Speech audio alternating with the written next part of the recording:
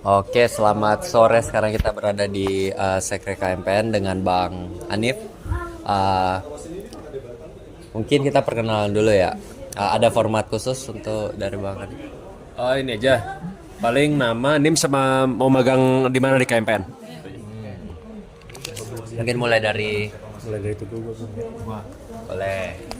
Oke, perkenalkan nama Muhammad Fahri Syamsuddin, biasa dipanggil Fahri. Athena 047, pengen magang di MSDM. Oke, kenalin namaku Muhammad Rashid Raji, biasa dipanggil Rashid, Athena 062. Terus pengen magang di keprofesian. Oke. Kenalin aku Nibrasaki Almer, dipanggilnya Almer. Athena 040, ingin magang di akademik. Perkenalkan nama saya Renaldi Putra Langit, biasa dipanggil Ray dari Athena 065. Saya ingin magang di desain visual. Halo, namaku Kala Hafiza Case, biasa dipanggil Ken, Athena 068, mau magang di Kesekjenan. Oke, kenalin nama aku Retro Rayhan Ate Zafran, biasa dipanggil Eto. NIM Athena 16. Aku pengen magang di antara Timsen atau enggak ini interkampus. Oke, perkenalkan saya Gilbert Gabriel Lirangan, biasa dipanggil Gilbert. NIM 035 Athena. Mau magang di akademi.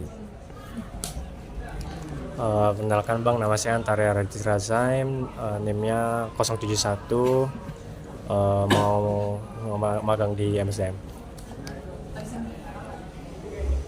Oke, berarti tadi Fahri di MSDM, Rashid di Keprof, Almer di akademik, Ray tadi di desain visual, Ken di kesekjenan, Eto di tim sen atau nggak income.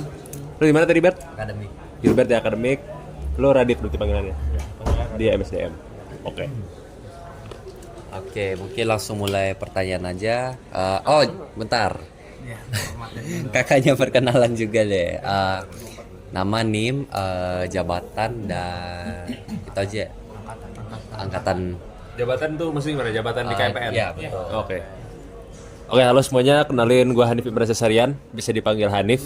NIM gue 136220032, Apollo 032. Dari angkatan Apollo I22.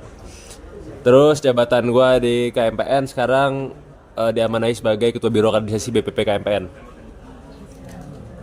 Oke, mungkin langsung ke pertanyaan. Apa ada yang mau mulai duluan pertanyaan? Nah, itu mulai. Oke nih Master, simpel aja sih. Apa alasannya pengen jadi ketua biro kaderisasi? Ada motivasinya kah atau alasan tertentu? Kalau alasannya, aku sebenarnya di close track sama Kahim ya. Jadi kayak udah ditarik aja. Mungkin untuk melatar belakangi itu, tapi karena gue udah berkecimpung di bidang kaderisasi ini dari TPB gitu dari awal. Mulai gue jadi punakawan dulu. Terus ngalamin beberapa kaderisasi di ITB kayak misalnya OSKM, CDT gitu-gitu. Sampai akhirnya gue pun magang dulu di KMPN juga di magang dulu magang di Biro Kaderisasi juga gitu. Pas 20 yang masih nge-BPP. Nah, jadi kenapa gue milih kaderisasi, karena gue tertarik aja gitu. Selain kita belajar di kelas, kan dapetnya akademik doang. Mungkin adalah ya skill-skills di lain akademik didapetin di kelas juga, tapi yang paling menonjol dan mendapatkan banyak wawasannya itu di himpunan ini gitu, melalui kaderisasinya. Mungkin saya juga nanya deh. Kenapa sih abang mau awalnya masuk ke MPN? Jadi sebelum jadi ketua, kenapa mau masuk ke KMPN? Oke, motivasi gua di KMPN tuh simple dan jujur langsung gua dapetin dan masih kerasa sampai sekarang, yaitu lebih dekat sama orang-orang di AE. Jadi gua rasa kalau misalnya kita datang ke kelas doang terus ngerjain kerkom gitu, ya itu bisa menjadi semakin dekat, tapi kalau misalnya di KMPN ini semakin dekat lagi gitu. Gua dari KMPN tujuan awal gue emang lebih dekat sama angkatan gue dulu pertama, terus ke kakak tingkat sama adik tingkat tuh setelahnya gitu. Nah, dengan KMPN ini emang bisa banget lah jadi dekat sama orang, karena kita kan melalui banyak hal bersama, mulai dari kepanitiaannya, proker-proker ya, kegiatan-kegiatan yang ada di sekre gitu. Misalnya kita datang ke sekre aja bisa lebih dekat, lebih kenal sama orang. Jadi gue sangat value itulah, itu sangat bernilai bagi gue. Jadi hingga sekarang dan dari awal motivasi gue masuk KMPN tuh sebenarnya itu aja. Lainnya misalnya dari hal karir, keprofesian, keilmuan, akademik, bantuan non akademik juga, itu pun kayak sekunder gitu bagi gue. Bagi gue paling mengena dan jadi dorongan gue sampai sekarang itu jadi dekat sama orang-orang. Oke. Mungkin ada yang mau bertanya. Oke bang, sebenarnya gue mau nanya saat ini minta dari dua kacamata, dari dua perspektif sebagai mahasiswa dan sebagai orang yang sebenarnya udah pernah megang jabatan sebelumnya gitu kan. Lu ada kagetnya nggak bang waktu pertama kali diserahkan jabatan ini? Dan kalau misal kaget tuh, kagetnya kayak shocknya tuh di mana dan gimana cara lu menanggulanginya gitu? Oke, ketika gue baru ngambil jabatan sebagai ketua biro kaderisasi, mungkin konteksnya ini sebelum musyawarah kerja ya.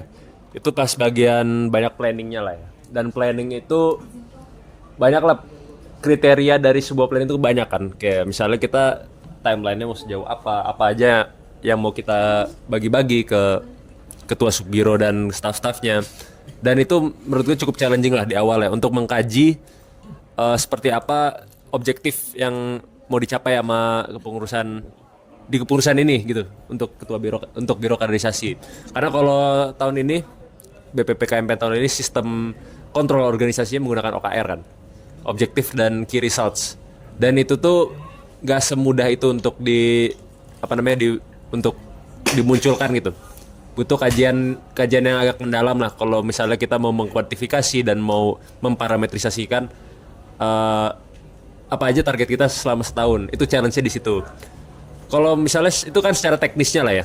Kalau secara non teknisnya kayak apa yang gua rasa challenge-nya nggak begitu besar sih, karena mungkin faktornya adalah karena gua udah kenal sama ekosistemnya gitu. Orang-orangnya kan gua kenal juga dari angkatan gua, jadi gua udah merasa nyaman lah di sini buat kita saling berkolaborasi gitu. Tadi yang kalau dari kacamata sebagai mahasiswa ya. Kalau sebagai mahasiswa nggak shock, tapi mungkin agak ganggunya di ini ya. Ini ngomongin jabatan juga kan. Kalau perspektif gue sebagai mahasiswa nggak shock, tapi ganggunya paling akademik ganggu dikit waktu itu. Dulu tuh pas bagian planning karena emang agak banyak yang harus dipersiapkan, gue ada beberapa hari emang fokusnya buat KMPN gitu. Jadinya ada itu terjadi ke gue lah. Jadi beberapa malam tuh begadang emang khusus untuk KMPN. Cuman secara akademik ya gue kejar setelahnya lah. Itu mungkin itu menjadi ancaman dan agak berat lah di situ. Mungkin ada mau tanya lagi? Mau nanya dong spesifik ke kaderisasi. Kalau KMPN itu strategi buat kaderisasinya itu gimana? Boleh cerita nggak? Oke, kalau KMPN strategi untuk kaderisasinya bisa dibagi ke 4 jenjang. Pertama mulai dari jenjang 0, jenjang emprit, biasa kalau bahasa budayanya dipanggilnya. Itu kalian ngelautin sonik kan. Mulai dari itu pun bisa dibagi 3, prasonik kalian dikenalin sama materi-materi dasarnya dulu. Terus sonik kalian dikasih materi dagingnya di situ. Misalnya materi tentang prodi, tentang KMPN, tentang kedirgantaraan, itu semua di situ kan. Sama supersonik kalian dibiasakan untuk ber-KMPN seperti ini sekarang nih, supersonik. Nah, di situ ya itu mengenali fundamental KMPN lah. Itu fase pertamanya. Untuk keduanya setelah itu kalian bakal magang kan, sebagai magangers kalau istilahnya. Itu untuk jenjang ke-1, tingkat 1. Dan sebagai magang kalian bakal mengalami gimana sih kalian berorganisasi di KMPN gitu. Jadi nggak cuman terbiasa di KMPN aja, tapi kalian mulai mengambil jabatan lah. Kalau misalnya kalian ngerjain proker-proker tuh gimana, belajar dari situ, magangers. Itu jenjang tingkat 1, kemudian tingkat 2 itu ada tingkat master namanya. Kalian bakal jadi pengkader. Nah, ini yang di sini fasenya Artemis kan. Jadi kalian bakal belajar jadi gimana caranya kalian meregenerasi juga angkatan bawah kalian. Itu buat master itu udah berapa tadi? 0, 1, 2 ya. Abis master kalian bakal staffing. Ya, bakal staffing itu bentuk kaderisasi sendiri. Kalian bakal belajar karena kan di staff sama jadi staff magang itu beda gitu. Jadi staff kalian udah bener-bener harus bisa melaksanakannya lah. Kalau magang kan ekspektasinya belajar aja gitu. Kalau staff udah belajar bisa menjadi bagian dari tim, menjadi orang yang bakal ngelaksanain proker-proker dengan bantuan kadif-kadifnya. Terus habis staffing itu bakal ada fase juragan atau fase stakeholder BPP. Itu fase angkatan gue sekarang, Apollo, dimana kita memegang jabat sebagai ya stakeholder BKO KMPN lah, dari DPA, senator sama BPP KMPN gitu. Di situ banyak butuh kemampuan buat mengambil keputusan, kemampuan buat manajemen dan lain-lain lah. Dan itu menjadi peaknya lah, peak performance itu di situ. Kalau misalnya jadi di sisi KMPN ya. Setelah itu ada satu lagi ya, fase alumni, atau kalau misalnya bahasa budaya itu fase suhu. Itu cuma fase penjaga nilai. Jadi setelah stakeholder BPP turun, harapannya dia bisa menjaga nilainya lah, menjaga nilainya KMPN agar bisa jadi, kalau gue mandangnya sebagai check and balance. Jadi dia bisa memantau angkatan bawahnya ini bener apa enggak gitu, dan bisa memberi wejangan lah dalam mengorganisir KMPN ini. Kalau secara strategis seperti itu kan di sisi KMPN. Kayak mungkin ada teman-teman yang mau nanya lagi. Jadi mau nanya nih Bang, karena Bang udah tingkat akhir lah hitungannya. Nah, apa sih kayak penyesalan atau yang tertinggal dari diri Bang waktu masih semester 3, semester 4 dan berikut? Jujur ya, kalau boleh jujur, penyesalan gue itu sebenarnya nggak ada kaitannya sama KMPN. Gue nyesel jujur gak masuk Aksantara. Gue nyoba Aksantara 2 kali itu gue ketolak dua-duanya. Emang itu kan emang karena gak niat sih sebenarnya. Dan gue ada sedikit penyesalan lah sekarang, karena kalau selama ini, sejauh ini dari sekarang sampai ke tingkat ketiga tuh kepake banget sebenarnya. Gue ngelihat teman-teman gue yang Aksan tuh mengimplementasikan apa yang mereka dapetin di situ di kuliah-kuliah A itu, wah kayak dapet banget. Mereka kayak udah ada head startnya dikit lah, dan menurut gue itu sangat keren, dan gue agak menyesal nggak daftar Aksan pas itu gitu. Abang daftar bidang apa kemarin? Wah, udah nggak inget. Lupakan aja. Mungkin masih ada yang mau nanya. Oke, ini aman kan ya? Kan abang ini kan ketua biro kaderisasi ya, berarti menaungi PSDA, MSDM sama PAB. Nah, aku kan rencananya daftar di magang di MSDM nih. Kira-kira abang itu kayak ada tips-tips gitu nggak sebelum magang itu? Tips aku apa ya? Nggak ada sih, have fun aja sih, jujur ya.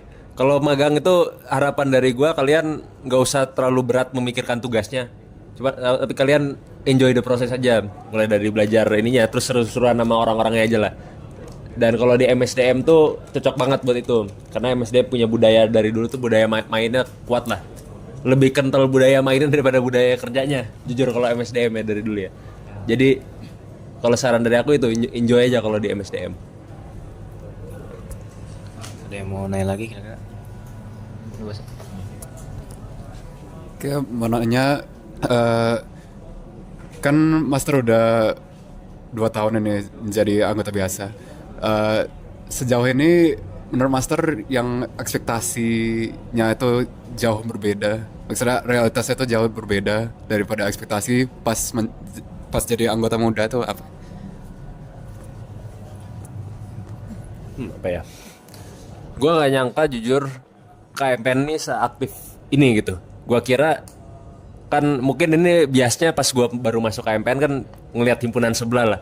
Wah, abang-abangan banget nih. Gue kira tuh KMPN tuh sangat bertolak belakang dengan itu gitu. Cuman setelah gue lalui proses ini, ya masih agak bertolak belakang, cuman nggak separah itu.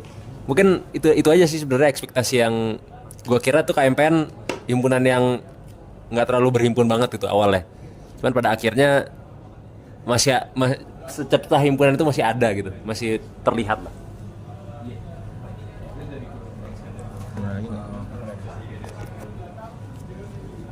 Oke, ini sebenarnya niatnya jadi pertanyaan yang agak ke akhir-akhir ya, cuman saya tanyain sekarang aja. Abang kan di sini udah udah menjadi bagian dari KMPN itu kan sudah 2 tahun ketiga sekarang. Itu jadi apakah abang kan udah ngelihat kita Athena dari awal ya. Itu apakah abang ada pesan atau saran gitu untuk untuk kita masa Athena ke depannya seperti apa? Oke. Kalau saran dari gua, kalian berangkatan ya, berarti secara angkatan Athena seperti apa? Saran gua, kalian ini sih, mungkin jangan milih-milih temen lah. Kalian kalau misalnya mau bantu orang tuh, bantulah mereka tanpa alasan gitu. Jadilah orang yang altruis. Menurut gue itu value sebagai angkatan yang sangat gue cherish lah. Setuju. Oke. Jadi ya itu menurut gue, kita tuh punya suatu suatu value yang sangat penting yang kita punya gitu sebagai angkatan, dan nggak dimiliki di yang lain adalah ya kita saling mengenal, saling dekat sama satu angkatan, terus kita bisa bantu mereka tanpa alasan gitu, karena mereka keluarga kita. Paling saran gue itu aja sih. Oke, mungkin saya mau nanya lagi bang. Kan tadi abang bilang udah banyak ikut kegiatan kayak dalam kaderisasi ya, mulai dari OSKM, CDT dan lain-lain. Mungkin menurut abang kaderisasi mana yang paling asik dan kenapa? Apa pas mengkader atau pas dikader juga? Jadi Oke, kaderisasi yang paling asik itu pas di kader. Dan itu menurut gue dari semua kaderisasi yang gue lewatin tetap Sonic nomor satunya. Sonic. Karena di situ gue bisa lebih dekat sama angkatan, gue dapet wawasan tentang KMPN dan Dirgantara, dan gue sangat enjoy lah prosesnya, meskipun ada downs dan upsnya, tetap aja gue pernah ngelewatin ini dan menjadi pengalaman yang memorable aja gitu bagi gue. Kalau kaderisasi lainnya oke aja sih, cuman nggak se-memorable itu gitu dibanding Sonic menurut gue. Oke bang, gue mau nanya agak filosofis lah. Menurut lu kaderisasi yang ideal itu kayak gimana? Dan KMPN udah sampai ke tahap itu bukan? Menurut gua kaderisasi yang ideal itu adalah yang dimana terjadi interaksi yang efektif antara yang pekader dan dikadernya. Dan kalau KMPN udah nyampe apa belum? Gua rasa belum. Karena indikatornya seringkali terjadi di mana ada miskonsepsi antara yang dikader dan pekader. Mungkin dari 21 ke 22 ada, ke 22 ke 23 ada, 23 ke 24 ada. Mungkin kita gak akan pernah nyampe ke idealan itu, cuman itu yang harus diperjuangkan lah, karena penting bagi dikadernya untuk ya memahami lah dan dapat mengilhami apa yang dilalui sama dia gitu. Kalau menurut gue gitu. Aku sebenarnya pengen nanya ini pertanyaan itu agak menjurus banget ya, atau agak di luar off topic. Jadi itu kan waktu kelas tuh Pak Fani tuh sempat ngomong kalau TPB ini sebenarnya ini kan ya kayak agak ganggu gitu untuk kaderisasi himpunan karena waktunya jadi makin dikit. Nah karena sekarang kan untuk mulai dari tahun 24 selanjutnya kan TPB kan cuma 1 semester. Kira-kira kalau dari kakak nih sebagai ketua biro kaderisasi, ada nggak kayak mungkin kajian gitu buat Sonika itu dimulai jadi lebih awal gitu, mungkin di semester 2 supaya kayak waktu untuk nyampein materinya, terus juga nyampein budayanya lebih lama, dan juga mungkin bisa mengurangi yang abang bilang itu kayak miskonsepsi gitu antara pengkader sama dikader. Kira-kira gimana bang? Nah kalau sejauh ini sebelumnya belum ada kajiannya, cuman udah gue kalau bisa bilang trade off-nya tuh itu pertama bagusnya adalah bener lebih efektif kan kalau misalnya lebih lama jangkauan kaderisasinya. Cuman kesulitannya adalah trade off-nya adalah konsnya itu paling sumber dayanya harus disesuaikan lagi. Itu pertama sumber dayanya, terus sistemnya harus diubah lagi, dan ya mungkin ada yang lain lah. Mungkin prosesnya juga ada yang lain, cuman belum dikaji. Tapi mungkin bisa jadi pertimbangan lah bagi biro kaderisasi untuk mengkaji itu, karena itu kan hal yang real terjadi kan dari sekarang.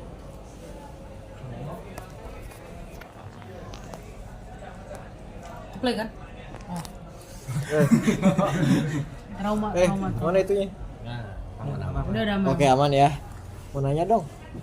Kalau dari mengkader sendiri, aspek paling apa yang paling susah gitu dalam proses mengkader gitu?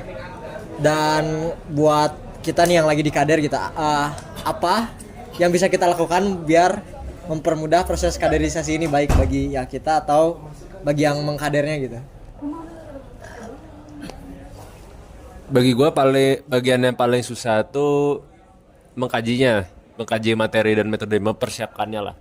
Dan apa yang bisa dilakuin sama yang di kader kayaknya nggak ada sih sebenarnya. Kan kalau mengkaji kita ngambil dari literatur, paling ini sih dari analisis kondisinya. Kalau misalnya yang mengkader mengirimkan sebuah survei gitu, nah itu kalian isi lah untuk mempermudah itu kalian isi dengan secara berintegritas gitu. Apa ya selain itu ya menurut gue paling susah mengkaji. Kalau misalnya secara teknis kayak mempersiapkan day dan lain-lain, bagi gue nggak sesusah mengkaji lah. Mengkaji itu soalnya banyak aspeknya kan, ribet lah. Banyak mikirnya gitu. Iya banyak mikirnya dan lama juga prosesnya. Aku mau nanya lagi deh bentaran. Kan salah satu cara supaya sebagai pengkader bisa tahu materi apa yang diperlukan untuk yang dikader itu kan analkon. Kira-kira analkon itu sebenarnya seberapa efektif sih? Karena kalau gimana ya? Kalau waktu aku nanya-nanya kan aku kan ini ya sebagai salah satu panitia kader UKM buat 25. Gua waktu nanya-nanya ke 25 tuh kayak yang pengen ditanemin sama yang mereka pikir mereka perlu tuh jauh banget, dan kira-kira tuh seberapa efektif gitu loh analkon sebenarnya. Gua mandang analkon tuh efektif ketika kita punya koridor yang jelas. Kita punya hal-hal yang kita mau ukur tuh dengan jelas. Itu dulu yang paling pertama tuh ketika kita mau menentukan seberapa efektif analkon ya. Kita nentuin dulu boundary condition kita tuh udah jelas apa belum. Nah, setelah itu baru kita secara teknis nentuin gimana cara kita menarik analisis kondisinya. Cara menariknya kan banyak, kita bisa jadi lewat survei, bisa lewat wawancara gitu. Dan pemilihan pertanyaannya juga penting. Apakah pertanyaan itu kualitatif atau mungkin pertanyaan yang bisa dikuantifikasi, bisa diskalakan, itu juga penting. Dan menurut gue sejauh ini misalnya dari Sony kemarin tuh cukup efektif lah.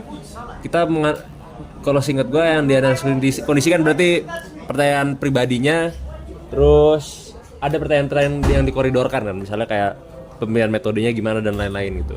Jadi menurut gue efektif aja asal kita punya koridor yang konkret gitu. Kita punya koridor yang konkret dan nggak kemana-mana. Bagi gue gitu. Belum ada. Nggak apa? Oke. Ini sebenarnya bukan ke arah KMPN, tapi sebagai gimana ya? Lu kan udah berarti kan kalau gimana ya Kak? Gimana ya? Berarti kan lu sudah kurang lebih tuh sudah menguasai kayak kaderisasi begitu kan. Nah, manfaat kaderisasi buat lu sendiri tuh apa, buat pribadi gitu? Kalau manfaat dari kaderisasi bisa gue rangkum kedua kalau bagi gue. Yang pertama tuh komunikasi. Gue jadi lebih pede ngomong sama banyak orang, ngomong ke banyak orang dan ke orang banyak. Itu satu. Terus yang kedua mungkin yang penting juga adalah gue lebih bisa memanage lah diri gue gitu dan bawaan-bawaan gue. Karena selama ini dari kaderisasi yang gue lakuin pasti secara eksplisit maupun implisit gue harus memanage lah, entah itu diri gue atau enggak tim gue. Jadi selama itu kerasa banget, mulai dari pas nge-staff magang, pas kerkom atau mungkin kegiatan sehari-hari itu gue jadi lebih bisa mengelola diri. Dan gue pun mungkin ini yang ketiga kali ya. Yang ketiga gue jadi konsekuen terhadap hal-hal yang yang gue lakukan gitu. Konsekuen yang dimana artinya gue bisa bertanggung jawab lah terhadap tugas yang gue lakuin. Itu kan ditekenin banget tuh di Sonic, misalnya diteriak-teriakin, lu gimana sih, lu jaminannya apa, tanggung jawabnya apa gitu. Dan itu bagi gue ngena sampai sekarang, mungkin nggak dari forum itu lah ya, dari tugas-tugas lah ya. Nah itu 3 itu kali. Oke, mungkin teman-teman ada yang mau bertanya, kalau tidak kita cukup. Terakhir pesanan. Oh boleh. Pesanan dari semua orang. Sabar, tanya dulu. Ada lagi pertanyaan? Aman? Oke, mungkin sebelum kita tutup, kesan pesan untuk Athena. Tapi harusnya bertanya. Ini gua elaborasikan mungkin jawaban gua. Apa ya? Kesan gua kalian tuh ya gimana ya, emang angkatan baru sih. Gue jujur masih belum melihat ininya, kalian belum menunjukkan identiti kalian secara kelihatan banget gitu. Dan gue sangat menanti saatnya dimana kalian bisa kayak gitu, karena seru banget lah. Gue dulu pas Apollo bisa menunjukkan identitas gue ke angkatan-angkatan atas, itu hal yang sangat gue banggakan sampai sekarang. Itu kesan gue kalian, ya itulah. Kalau pesan gue itu sama ke semua dari kalian yang pernah wawancara gue. Cuman satu hal paling penting yang gue sangat harapkan dari kalian adalah kalian semua bisa lulus di sini sebagai sarjana teknik dirgantara. Itu satu hal yang paling penting. Terus yang kedua adalah tetap sustain di KMPN, karena kalau dari angkatan gue tuh cenderung agak nurun di angkatan-angkatan pas di pertengahannya lah. Jadi harapan gue buat I24 tuh kalian bisa terus bertahan lah di KMPN, ikutin kegiatannya, ambil jabatannya, lakuin proker-prokernya dan seterusnya gitu. Harapan gua kalian bisa sustain terus di sini. Terima kasih Bang Hanif untuk wawancara dan waktunya. Udah.